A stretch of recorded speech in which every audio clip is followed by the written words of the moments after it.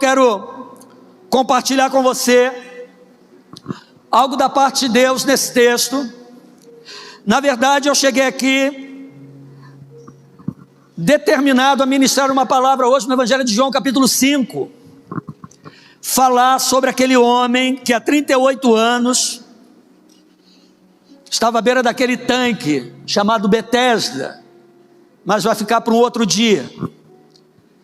Porque o Espírito do Senhor começou a constranger o meu coração e me levou a esse texto de 1 Reis capítulo 18, que fala sobre Elias e aqueles profetas que serviam a Baal. Para situar você que hoje está aqui pela primeira vez, talvez não esteja entendendo o que isso significa. Elias era o profeta que o Senhor havia levantado naquele tempo, para que pudesse falar em nome dele, em nome do Senhor ao seu povo. O povo de Deus, de tempos em tempos, se afastava da presença de Deus, e começava a praticar todo tipo de pecado e abominações diante do Senhor. E a palavra do Senhor vai dizer no livro do profeta Isaías, que os nossos pecados é que fazem separação entre nós e Deus. Não é a família de onde nós temos origem, não é a nossa situação financeira, não é o tanto de conhecimento que temos ou deixamos de ter, não é a geografia onde nascemos que fazem separação entre nós e Deus, não. O que faz separação entre nós e Deus é o nosso pecado. Mas o que é pecado, pastor? De uma maneira simples, simplista de dizer, pecar é errar o alvo. Não é pecar, é sair do centro da vontade de Deus, porque a vontade de Deus para nós em Cristo Jesus, a Bíblia vai dizer que ela é boa, perfeita e agradável. Nós nascemos para glorificar a Deus. A minha vida, a tua vida, ela veio à existência com um propósito, de que o nome do Senhor pudesse ser glorificado através da vida dela. Nós nascemos com um potencial incrível nas mãos de Deus. Só que o pecado, ele vem e nos afasta dessa presença, e nos afasta desse propósito. Daí Cristo vem, o Verbo se faz carne. Jesus, em 3 anos de ministério dele, com 30 anos, Jesus começa a anunciar o reino de Deus. Com 33, Jesus é crucificado, ressuscita, fica 40 dias ainda entre nós, depois ascende aos céus, e aquilo que Jesus ensinou permanece até hoje, e o pilar central do que Jesus ensinou é: arrependam-se. Arrependam-se, é o arrependimento. Arrependimento é uma coisa, remorso é outra coisa. O remorso é quando eu me constranjo por algo errado, eu sei que aquilo está errado, aquilo chama a minha atenção por ser errado, mas de uma maneira às vezes inexplicável, eu volto a fazer e continuo fazendo. Já o arrependimento é aquilo que constrange a nossa alma profundamente, de maneira que aquilo gera em nós uma vergonha, de maneira que mesmo na nossa fraqueza, a gente não quer mais aquilo para nós. E é justamente isso que nos aproxima do Pai de novo. E Cristo é essa porta. Então, sabe, o centro da mensagem de Jesus é: arrependam-se, é arrependimento. O arrependimento nos aproxima, sabe, da vontade de Deus, e nos aproxima de novo, sabe, do propósito de Deus para nós. Só que o diabo, ele sabe disso. O diabo também sabe que o destino dele é certo, e por ser certo, ele se encarrega, sabe, de trabalhar duramente até o fim, para destruir ou prejudicar o tanto quanto ele puder aquilo que Deus mais ama. E o que Deus mais ama? Essa pessoa que está do seu lado, esse que hoje está falando para você, porque Deus, criando todas as coisas, no livro de Gênesis, no capítulo 1, viu que era bom, mas uma vez que ele cria o homem e coloca dentro da sua criação, a Bíblia vai dizer que o Senhor olha e vê que é muito bom. Então o homem acaba sendo a coroa da criação de Deus. E isso enfurece o diabo. O diabo sabe que se ele tocar a toda a obra criada, os mares, a vegetação, e veja tudo que acontece hoje no planeta, sabe, toda a devastação, seja ela física, seja ela ambiental, seja ela econômica, seja ela social, sabe tudo que nós vemos acontecer, tudo isso aflige o coração de Deus, entristece? Sim, mas quando Satanás toca no homem, não há nada que entristeça mais o coração do pai, quando alguém toca no seu filho ou nos seus filhos. Então o alvo principal do diabo sou eu e é você, e o principal propósito dele é promover entre nós um afastamento, e esse afastamento tem por nome pecado. Para que o pecado seja consolidado, todos nós já nascemos com uma herança de pecado sobre nós. Todos nós, quando nascemos, herdamos aquele pecado original que foi cometido lá no Éden, por Adão, por Eva, quando decidiram voluntariamente, sugeridos pelo diabo, porque o diabo trabalha com a sugestão. Ele vai sugerindo, ele vai criando situações, ele vai criando meios, ele vai se aproveitando de circunstâncias, e ele vai lançando os seus embaraços sobre o homem. E de uma maneira, sem pressa, ele vai enveredando essa pessoa, a andar mais com ele do que andar com Deus, ainda que o coração daquela pessoa clame e anseie pela presença de Deus, mas o pecado rouba dela as forças. Então o homem já nasce com esse pecado original sobre ele. Daí Cristo tem que vir para dar ao homem, quando eu digo homem, estou falando de maneira genérica, homem e mulher, dar ao homem a oportunidade de reconciliação de novo. É por isso que a Bíblia vai dizer que Jesus é essa porta aberta, que ninguém pode fechar, e ainda por um pouco de tempo essa porta vai continuar aberta, porque se não fosse assim, Deus não seria justo conosco, nascendo nós com uma herança de pecado, e com uma cédula de acusação, de uma sentença de morte sobre nós, se Deus não nos desse um escape, onde estaria a justiça de Deus?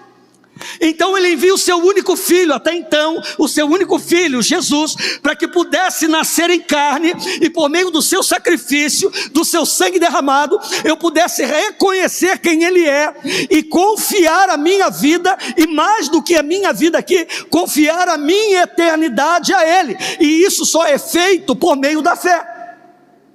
É por isso que em Hebreus capítulo 11, verso 1, vai dizer que a fé, ela é um firme fundamento, é uma base sólida, inabalável, é o firme fundamento das coisas que eu espero, e é a prova daquilo que não se vê. Não significa que, pelo fato de não estar vendo, eu não conseguir ver o meu futuro a nível de eternidade, não significa que ele não exista, que ele não seja real. É como você sentir o gosto de algo pelo cheiro desse algo, e conseguir identificar, nossa, isso aqui é lasanha. Como é que você sabe? Olha o cheiro de lasanha. Então você sente o paladar através do cheiro. A fé é isso. Quando o Espírito Santo de Deus habita em alguém, é gerado nesse alguém uma certeza. Ela não está vendo, mas é criado nela uma convicção de algo, que as pessoas vão olhar e vão falar, nossa, no que ele acredita? Mas você está olhando para a sua eternidade, com base daquilo que foi colocado no seu coração. O nome disso é fé, e só Jesus faz isso, e aí está a justiça de Deus. Mas o povo sempre se inclinou para o mal, desde sempre. O povo sempre teve o coração inclinado para a sua própria vontade, para a sua própria carne. Quando a gente olha para esse texto de 1 Reis, capítulo 18, verso 21, a gente está vendo aqui o caminho já para um desfecho final, de uma realidade que o povo estava vivendo, de um afastamento de Deus, por causa, o rei da época se chamava Acabe. Acabe decide se casar com uma estrangeira, uma filistia, que era uma feiticeira, servia a demônios, chamada Jezabel. Essa mulher, quando assume o reino de Israel, ela usurpa o trono. Acabe tinha o trono, mas a coroa, Acabe tinha coroa, mas quem tinha o trono era Jezabel. Era ela quem governava. Ela introduz toda a idolatria que ela trazia dos seus antepassados no meio do povo de Deus. O diabo é assim, se eu der uma oportunidade, ele vai se infiltrando devagarzinho, ele vai colocando, imprimindo a cultura dele na minha vida, vai imprimindo a cultura. As pessoas hoje estão olhando para o caminho, e para ela é um caminho sem volta, porque ela foi sendo enveredada devagarzinho, ela foi sendo embaraçada, ela foi sendo convencida por uma ideia, ela foi sendo convencida por princípios, por ideologias, por pensamentos que se transformaram em fortalezas na sua mente e no seu coração, e hoje ela não tem coragem para voltar e dizer: não é isso que eu quero voltar ao meu estado original, eu quero ter uma vida com Deus, eu quero a presença de Deus em mim, mas ela não tem força, porque uma vez que o pecado abraça, o pecado é uma amante muito sedutora, irmão. Então o povo de Deus, qual era o pecado do povo de Deus nessa ocasião? A idolatria. Jezabel, ela consegue introduzir a idolatria no meio do povo. O que é idolatria? Quando eu decido adorar alguém ou alguma coisa, seja um ídolo, seja uma pessoa, seja um objeto, seja uma ideia, seja uma filosofia, que retira a glória que é de Deus, ou que transfere a glória que deveria ser de Deus a qualquer pessoa, a qualquer indivíduo, a qualquer situação, a qualquer contexto. A Bíblia vai dizer que Deus não divide a glória dele com ninguém, e nem com nada. Se qualquer coisa na minha vida ocupa um lugar que deveria ser de Deus, eu estou adorando aquilo, estou dividindo a glória de Deus com aquilo. Se na sua vida qualquer coisa rouba aquilo que deveria ser direcionado a Ele, cuidado com isso, porque Deus não divide a glória dele com ninguém. Jesus, Ele vai dizer uma coisa que no primeiro momento pode soar estranho às pessoas, como soou estranho naquela época, ou talvez até duro, quando Jesus diz: aquele que amar mais o seu pai e a sua mãe do que a mim, não é digno de mim. Aquele que amar mais a sua mulher, mais o seu marido, mais o seu filho, a sua filha, do que a mim, não é digno de mim. Jesus não está dizendo assim: você tem que odiar o seu pai, você tem que odiar sua mãe, sua mulher, seu filho, sua sogra, sua nora. Não, Jesus não está dizendo isso. Jesus está dizendo: ame, porque Ele é o teu próximo, ame a Ele como você ama a si mesmo, mas saiba que a glória é minha. A glória é minha. Quando nós dedicamos demais amor a alguma coisa, nós tendenciosamente vamos desprezar outras. Jesus está dizendo isso: se vocês amarem mais todas essas pessoas ou essas coisas, vocês irão naturalmente odiar a mim. E essa é a intenção do inferno, é fazer que mesmo sem querermos, nós odiemos a Deus. E odiemos a Deus, odiemos ao Senhor não com palavras, mas odiemos a Deus com ações que nascem silenciosamente no nosso coração. Quando nós não damos a Ele aquilo que é dele, que Ele é digno de receber. Então Satanás, através de Jezabel, começa a conduzir o povo à prática da idolatria. Jezabel, ela serve a uma entidade chamada Baal, que é Satanás. O tempo vai passando, a cultura vai mudando, mudam-se os nomes, mas a personalidade é a mesma. Então Jezabel servia ao próprio Satanás, e ela introduz essa cultura no meio do povo. O povo deixa de adorar a Deus, o povo deixa de sacrificar a Deus. De vez em quando eles faziam uma coisinha ou outra, sabe, dizendo que estavam fazendo para a glória de Deus. Mas quando chega aqui no verso 21, ele diz: e se chegou a todo o povo Elias dizendo: até quando vocês irão cochear, irão vacilar entre dois pensamentos, entre dois caminhos? Se o Senhor é Deus, então sirvam a Deus. E agora eu começo a pregar. Eu quero falar hoje sobre... Eu estou com meu lencinho aqui, mas obrigado. Eu quero falar hoje sobre um coração dividido. O que é um coração dividido, pastor? Pergunta para mim, o que é isso, pastor? Um coração dividido nada mais é do que querer a Deus sem largar o que Ele mandou largar. Coração dividido é isso. Eu quero ao Senhor, eu quero a Jesus, eu quero a salvação, eu quero o reino de Deus, mas eu também não quero largar o que Ele me mandou abandonar. Eu não quero deixar o que Ele me mandou deixar. Eu não quero abrir mão daquilo que Ele me mandou abrir mão. Esse era o problema do povo de Israel naquela época. Esse é o problema da igreja hoje. Esse é o problema de muitas pessoas hoje. Esse foi o meu problema durante muitos anos, e esse é o problema de muitas pessoas sentadas hoje aqui. Querem a Deus. O que houve? Obrigado. Querem a Deus, mas têm dificuldade de largar o que Deus já mandou abandonar. Olha para quem está do teu lado e diz assim: é hoje.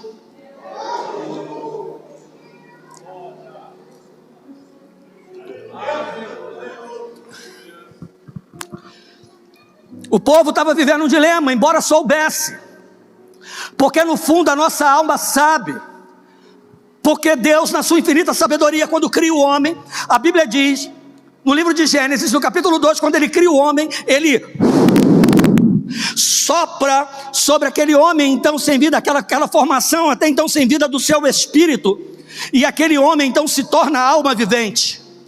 Então nós somos um corpo que tem uma alma, que tem o Espírito de Deus. Quando nós morrermos, o corpo volta para o pó, porque do pó foi tomado. O Espírito volta para Deus, e é esse Espírito que gera em nós esse desejo, que nós não sabemos explicar, de nos relacionar com o sobrenatural, com o divino.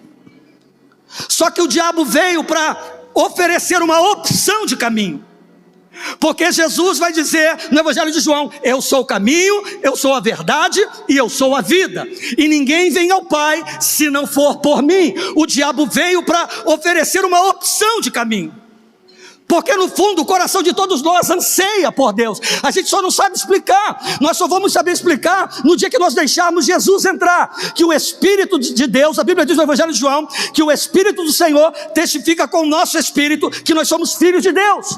Então o Espírito de Deus vai testificar no meu coração, no teu coração, quando nós abrimos o coração para Jesus, de falar: nossa, era isso que eu sentia, era a presença de Deus já gritando em mim, era Jesus batendo a porta para que eu pudesse abrir, e eu só entendi agora. Então o diabo veio oferecer uma opção de caminho, e isso faz com que o coração do homem se divida. Coração dividido é quando a pessoa já sabe o que o Senhor está pedindo, mas ainda não teve coragem de obedecer e fazer. O coração dividido é isso, é quando a pessoa no fundo ela já sabe o que ela tem que fazer. Talvez ela não saiba explicar a razão desse desejo. Poxa, eu sei o que eu tenho que fazer, mas me explica. Eu não sei explicar, eu só sei que eu sei o que eu tenho que fazer. Mas e aí? Mas eu não consigo, mas eu não tenho coragem de fazer. É um coração dividido. Uma vez um jovem, eu gosto muito dessa experiência, pergunta a Jesus: mestre, o que eu tenho que fazer para herdar a vida eterna? Ele sabia o que tinha que fazer. Ele sabia que a eternidade era uma realidade para a alma. E ele sabia naquele momento que somente Jesus era a chave para a sua eternidade. Sabe, a eternidade que o Pai imortal.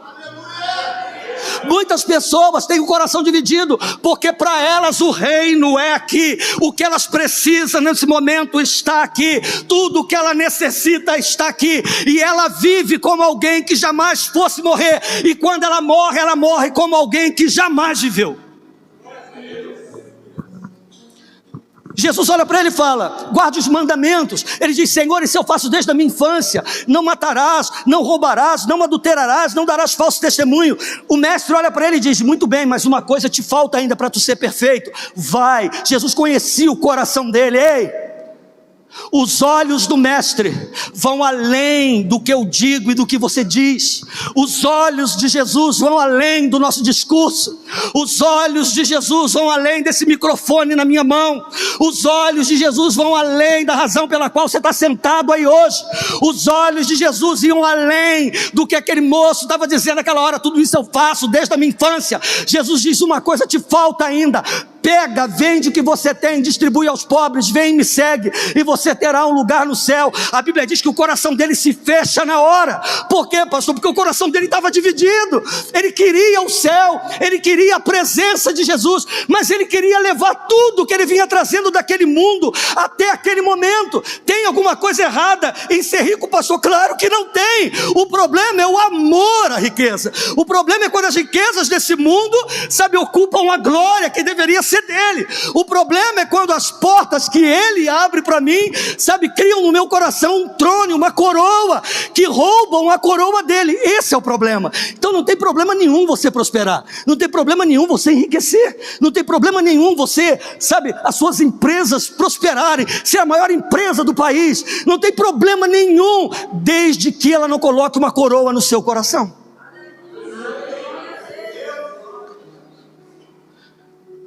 desde que, quando o mestre requerer, eu possa entregar a ele.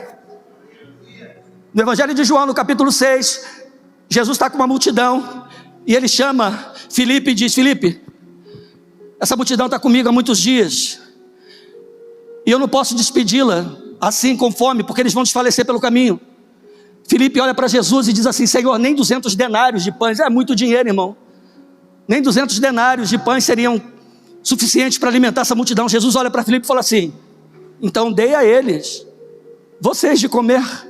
Filipe não entende nada. Nisso vem André e fala assim: Senhor, tem um rapazinho aí no meio da multidão, com 5 pães de cevada e 2 peixes pequenos, mas fala com desprezo. 5 pãezinhos de cevada e 2 peixes pequenos, mas o que é isso para uma multidão? Jesus na hora diz assim: ó, chama o menino. O menino sai de casa, a Bíblia não fala o nome dele, não diz onde ele morava, não diz quem eram os pais, só diz que era o menino que estava carregando 5 pães e 2 peixes, só homens eram 5.000, não estava contando nem mulher nem criança. Jesus manda chamar o menino. Quando Jesus chama o menino oferece, entrega aquilo que era o sustento dele para a caminhada, ele entrega nas mãos de Jesus. Jesus abençoa, entrega aos discípulos, uma multidão é alimentada, sobram 12 cestos cheios. Aquele menino que sai, que chega com 5 pães e 2 peixes, eu imagino, a Bíblia não fala, eu estou fazendo uma conjectura, sai carregando um cesto na cabeça. Sabe por quê? Porque quando o meu coração não é dividido e é reto, e eu decido entregar o que eu tenho na mão dele, Jesus sabe o que fazer com o pouco que eu tenho na mão, quando o meu coração está nele. Ah, você não entendeu? Não importa a quantidade daquilo que você tem, quem você é, aonde você nasceu, ou seja, qual foram os problemas que você arrumou ao longo da vida, ou seja, lá que você esteja vivendo hoje, se o teu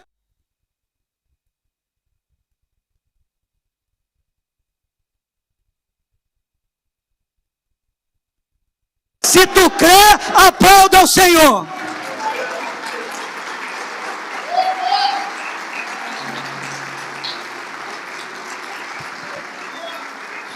O problema é que um coração dividido não deixa entregar. Um coração dividido não deixa obedecer, porque se há uma outra pessoa, ia pensar o seguinte: se eu der, eu vou ter falta. Se eu der, como é que eu vou fazer? Tem pessoas que pensam assim: se eu entregar minha vida para Jesus, eu vou ter que parar de beber, eu vou ter que parar com a pornografia, eu vou ter que parar de arrumar aquelas notinhas que a gente sabe como é que funciona na empresa, eu vou ter que parar de ver uns negócios assim, assado, eu vou ter que largar o adultério, eu vou ter que largar o homossexualismo, eu vou ter que largar a maconha, a cocaína, a bebida, eu vou ter que largar a mentira, eu vou ter que largar isso, vou ter que largar a fornicação. Ela só pensa, o diabo só a faz pensar no que ela vai perder, mas não deixa o coração dela enxergar o que ela vai ganhar. Que ela vai ganhar. Foi o caso daquele rapaz de Mateus 19, quando Jesus fala: olha, pega, vende tudo que você tem, dá aos pobres, depois você me segue, você vai ter um lugar no céu. O coração dele se entristece, ele vira as costas e vai embora. O coração dividido é isso, sabe o que tem que fazer, mas não faz. Você sabe o que tem que fazer, mas não faz. Então o coração dividido é quando a pessoa já sabe o que o Senhor está pedindo, mas ela não tem coragem. E isso não é falta de entendimento, porque o Senhor nos fez seres inteligentes. Não é falta de entendimento, é falta, sabe de quê? Decisão. Porque o Senhor nosso Santo vai ministrando ao nosso coração, sabe, a presença de Deus vai nos envolvendo. Então não é falta de entendimento não, é falta de decisão. A pessoa não decide, ela prefere continuar arrastando aquilo por mais tempo. Ela prefere achar que ela sempre vai ter uma outra oportunidade e que assim está bom. Deixa eu falar uma coisa para você aqui. Todos nós que estamos aqui, sem exceção, estamos aqui porque consciente ou inconscientemente sabemos que precisamos dele. Porque se não fosse aqui isso, você não ia estar aqui, eu te garanto que não ia. Eu não ia estar aqui. Mesmo arrastando todos os erros e falhas, você está aqui porque no fundo você sabe que o que você precisa, somente Ele tem para te dar. que o que você precisa só Ele pode fazer. Então não é falta de entendimento, é falta de decisão. O problema do povo naquela ocasião não era falta de revelação. Deus se revelava a eles a todo tempo, irmão. A saída do deserto, sabe, do Egito, caminhando pelo deserto 40 anos, foi glória de Deus, mesmo no deserto. Deus cuidando daquele povo um tempo inteiro. Então não foi falta, sabe, de revelação de Deus, não foi falta de palavra, não foi falta de direcionamento, não foi falta de entendimento. O problema era a decisão. E a pergunta que eu te faço é: você está disposto a decidir o que hoje? Vai ser só mais um culto de domingo? Você vai perder seu tempo. Vai perder seu tempo. A pessoa sabe que às vezes aquele ambiente em que ela está enfraquece o seu coração, enfraquece a sua alma. A pessoa sabe que aquela situação que ela está vivendo vai enfraquecer de qualquer, sabe, de todas as formas. Aquela conversa que ela vive tendo contamina a sua alma, contamina o seu coração. Aquele hábito, aquela prática contínua no secreto, sabe, vai só trazendo mais peso. Aquela influência vai roubando a paz, sabe, o restinho de paz que ela tem. Aquela influência a qual ela se expõe, seja de pessoas, seja de situações, seja lá o que for, vai roubando a sua paz, mas continua tratando aquilo como comum. Pô, ela está vivendo aquilo ali. Ela já tentou de tudo. Ela sabe que aquilo qual ela está exposta, de alguma maneira, afeta a sua alma, de alguma forma. A pessoa não tem paz. Ai, pastor, aquele sentimento de angústia, disse daquilo. Mas como assim, querida? Eu não sei explicar. Quando a pessoa sabe explicar, ainda tem uma explicação. Mas 9 em cada 10, irmão, não é exagero não, dizem: eu não sei explicar. Se eu não sei explicar, eu preciso colocar nas mãos daquele que sabe de todas as coisas, irmão. Mas a pessoa vai tomando aquilo: não, é normal, meu pai era assim, minha mãe era assim, minha família era assim, fulano era assim, todo mundo era assim, eu nasci assim, eu vou ser sempre assim. Gabriela, lembra? Daquela novela antiga, Gabriela? Eu nasci assim, eu vou ser sempre assim. Porque para aquela pessoa, viver daquele jeito se tornou normal. Normal é viver da maneira que Deus te criou para viver. E esse normal para nós que cremos é o sobrenatural para quem está aí perecendo. Que a palavra de Deus diz que a palavra de Deus para quem está perecendo é loucura, mas para quem crê é o poder de Deus. Para quem está perecendo aí fora é loucura. Ih, fulano está louco, fulano está louco. Mas para quem crê, meu irmão, é poder de Deus. Então não tenha por normal aquilo que está roubando a tua paz, aquilo que está apagando o brilho do Senhor na tua vida. Quanta gente que o Senhor chamou para usar poderosamente, hoje está aí, ó, apagado, apagada. Ah, pastor, eu que sei da minha vida com Deus. É isso aí, parabéns, parabéns, continue assim. Está no caminho certo para um desastre, continue assim.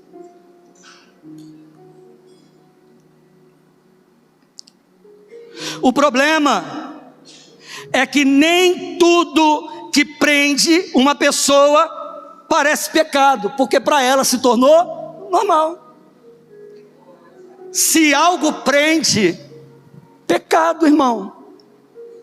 Cristo vem para nos dar liberdade. Se prende, se eu não consigo tomar uma decisão, se eu não consigo me firmar, se eu não consigo permanecer, o pecado é que é essa prisão, e o coração vai se tornando dividido.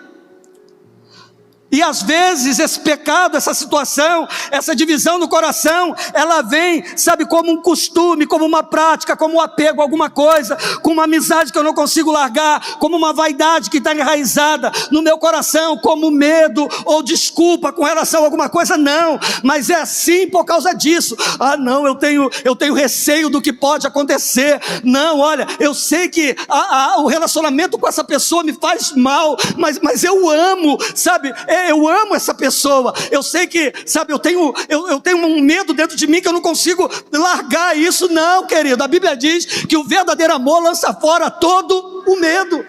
todo medo. Então, às vezes, esse pecado que aprisiona, ele vem na forma de um costume, de uma prática, de um apego a alguma coisa, de uma amizade que mais é destrutiva do que construtiva, de uma vaidade, que me leva a tomar atitude. Vocês vão cochear entre dois pensamentos. O que eu aprendo com isso? Que o povo queria Deus, mas não queria abandonar os altares errados. Elias pergunta, e a pergunta, ela é viva para nós hoje: por que vocês cochearão ainda entre dois caminhos? Se eu perguntar aqui, quantos aqui querem o Senhor? Todos nós vamos levantar as mãos, irmãos, porque quem não quer a presença de Deus? Mas quantos de nós aqui estamos dispostos hoje a abandonar os altares que nós sabemos que precisamos abandonar, quebrar os altares que nós sabemos que precisamos quebrar? E eu quero falar para você agora, crente.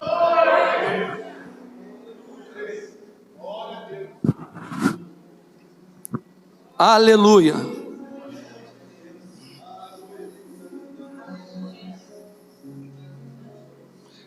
Então, aquele povo queria Deus, mas não queria abandonar os altares errados. Não queriam abandonar aquilo que eles sabiam que tinham que abandonar. Não queriam mudar diante daquilo que eles sabiam que precisavam mudar.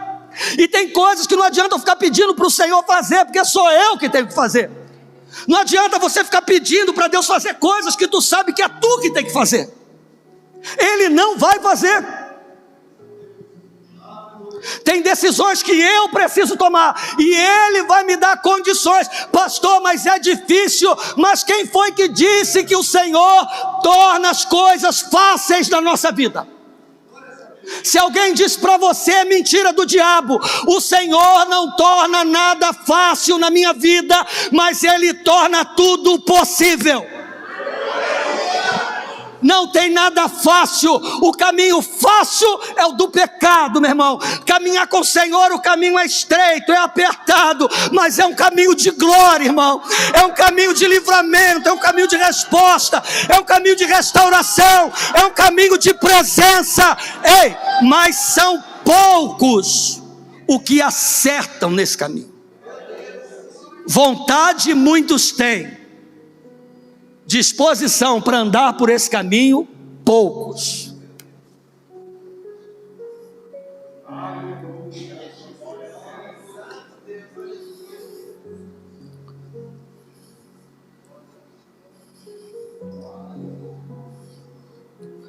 Aquele povo queria a resposta do céu, mas perseverava naquilo que afastava o coração deles do Senhor. Quantos aqui querem resposta do céu? Eu quero. Glória a Deus. Mas deixa eu dizer uma coisa para você aqui em nome de Jesus. O meu coração precisa estar nele. Aquele povo queria a resposta do céu.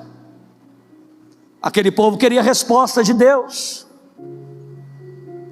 Mas o coração insistia em perseverar naquilo que os afastava do Senhor. Não adianta eu buscar respostas em Deus, se o meu coração não está nele. Ah, por que o Senhor fala com fulano, não fala comigo? Por que Deus... Oh, meu irmão, o Senhor fala com quem quer, como quer, a hora que quer, do jeito que quer. Mas Deus fala, muito mais ainda, com quem coloca o coração nele. A palavra do Senhor, que perto está o Senhor de todos aqueles que o buscam. Buscar-me-eis e me achareis, quando me buscardes de todo o vosso coração. Eu serei achado de vós, diz o Senhor. De todo o vosso coração. Não é com o coração partido no meio, dividido entre Cristo e o mundo, entre o reino de Deus e aquilo que não tem nada a ver com o reino de Deus.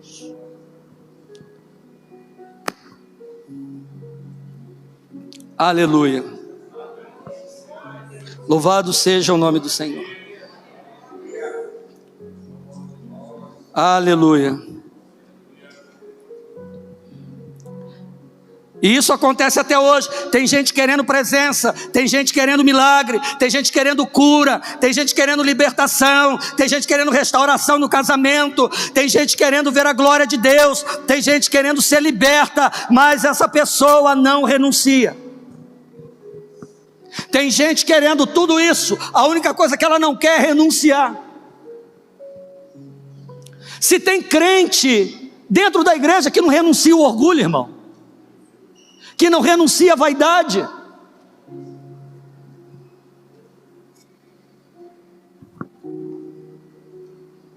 dentro da igreja de Jesus tem essa qualidade de cristão, de servo. Então as pessoas, aquele povo estava buscando isso, eles estavam vivendo terrivelmente aprisionados, mas não queriam renunciar. Isso acontece até hoje. Pessoas querendo paz, mas não cortam o acesso àquilo que lhes retira a paz. O povo estava buscando paz, porque eles estavam sendo oprimidos por Jezabel, irmãos, mas eles não cortavam o acesso. Não adianta eu querer ter relacionamento com o príncipe da paz, que é Cristo, se eu não corto o acesso daquilo que me tira a paz. Não adianta uma pessoa querer ser liberta, se ela não corta o acesso daquilo que a aprisiona. Não adianta, irmão. O que está em jogo é a nossa alma. Isso não é brincadeira. O diabo não está brincando. Cristo não abriu mão da glória dele para se fazer carne e morrer crucificado numa cruz e ressuscitar brincando, não, irmão. A coisa é muito séria. A eternidade é muito tempo, irmão.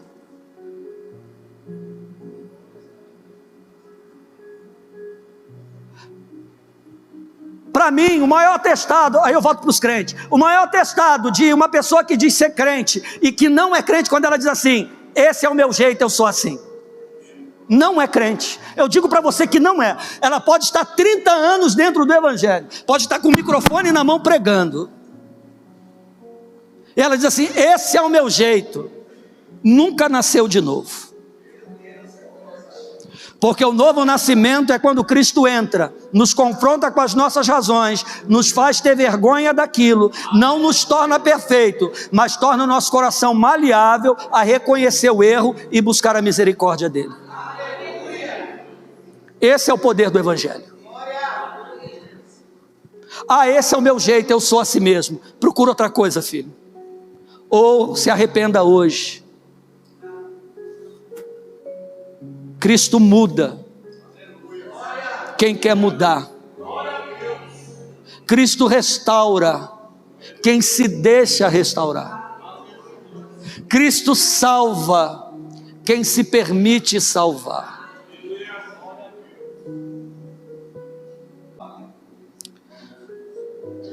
Pastor, eu quero o novo de Deus, mas eu continuo vestindo o velho que me adoece. Pastor, eu quero viver o novo de Deus na minha vida, mas eu continuo carregando aquilo que é velho, que me adoece. Jesus está indo para Jericó, e no meio da multidão, quando ele passa, ele vai escutando um homem gritando: Jesus, filho de Davi, tem compaixão de mim. E Jesus vai andando.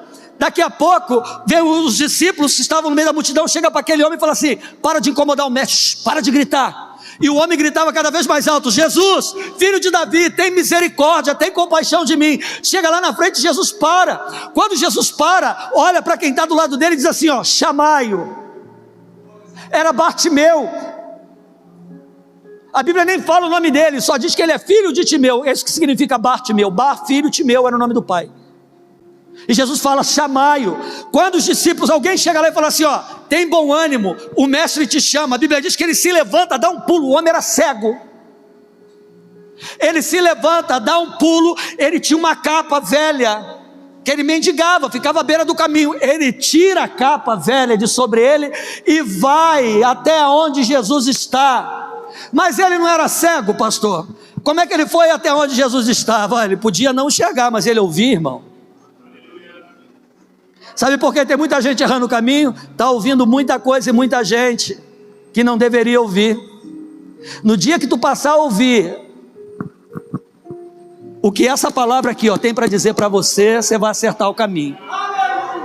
Quando ele chega até Jesus, Jesus olha para ele como se já não soubesse, fala assim: o que queres que eu te faça?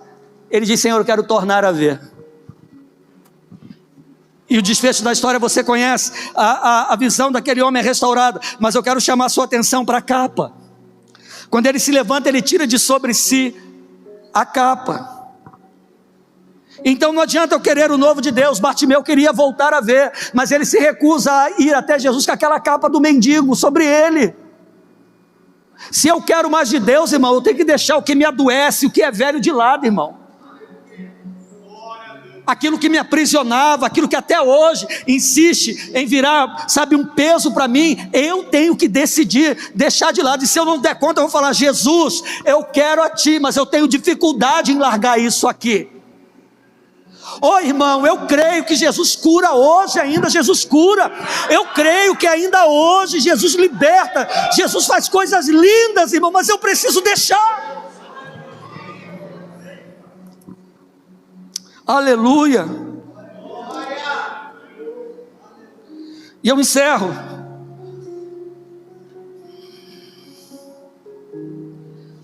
Olha que coisa.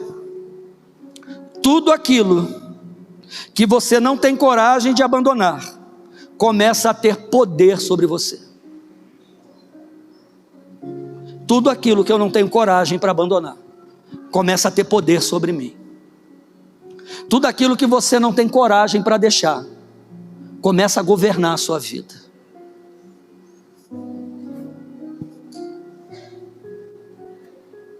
Pense nisso. A palavra do Senhor vai dizer, o apóstolo Pedro, ele vai dizer que tudo aquilo pelo qual um homem é vencido, disto mesmo ele se torna um escravo. Tudo aquilo que você se recusa a abandonar, vai dominar você e vai destruir você. Repita comigo, por favor: tudo aquilo que alguém não tem coragem de abandonar, começa a ter poder sobre ela. Eu falei do libertar aqui, pouquinho tempo atrás. No libertar a gente aprende algumas coisas sobre isso. Então tudo aquilo que uma pessoa não tem coragem para abandonar, que divide o seu coração, vai exercer poder sobre ela. Aleluia. Tudo aquilo que fica acima da obediência ao Senhor, vira o meu Senhor. Tudo aquilo que fica acima da tua obediência ao Senhor, vai ser teu Senhor. Alô? Você está aí? Seja lá o que for, tudo aquilo que fica acima da minha obediência a Ele, vai governar a minha vida. Tudo aquilo que fica acima da tua obediência a Ele, vai governar a sua vida. Quer você queira, quer não queira, vai governar a sua vida.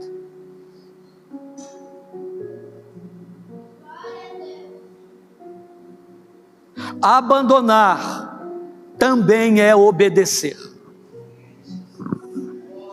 Às vezes eu tenho que abrir mão daquela amizade que não é boa. Às vezes eu tenho que abrir mão daquele lugar que não é bom. Às vezes eu tenho que abrir mão daquela prática que para mim pode ser normal e ótima, mas aquilo tem trazido prejuízos para mim. Abandonar também é obediência. Uma vez, um rapaz chega até o mestre e fala assim: mestre, eu quero seguir-te. Jesus falou: então vem e me segue. Ele diz: mas me deixa primeiro sepultar o meu pai. Jesus olha para ele e fala: meu filho, deixe que os mortos enterrem os seus mortos, você porém vem e me segue. O cara não foi. Na verdade ele estava pedindo a Jesus tempo. Ele queria tempo, porque esse sepultar para o hebreu era 1 ano depois da morte, quando só tinham os ossos. Ah, Senhor, deixa eu resolver esse problema na minha vida primeiro. Não, meu irmão, é agora, é hoje, não é amanhã. Tem decisões que talvez você saiba que você tem que tomar e é hoje, não é para amanhã. Aleluia.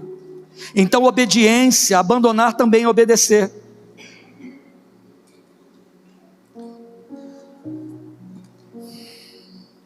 Até quando você vai chamar de detalhe aquilo que Deus chama de pecado? Até quando você vai chamar de detalhe? Não é só um detalhe. Aquilo que Deus chama de pecado. Cuidado. Cuidado. O que irá nos deixar fora do céu são os detalhes. São as coisas grandes. São os detalhes. Aquilo que para algumas pessoas é só um detalhe, o Senhor ainda continua chamando de pecado. O problema dos detalhes é que eles vão se tornando normais, e quando se tornam normais, começam a governar a nossa vida. Até quando cocheareis entre dois caminhos? Até quando o coração vai estar dividido? Até quando, irmão? Ah, pastor, eu tenho tempo. A gente sempre acha que tem tempo. Sempre acha que tem. Até quando? Saiba que o muro pertence ao inimigo da nossa alma. Até quando você vai ficar em cima do muro?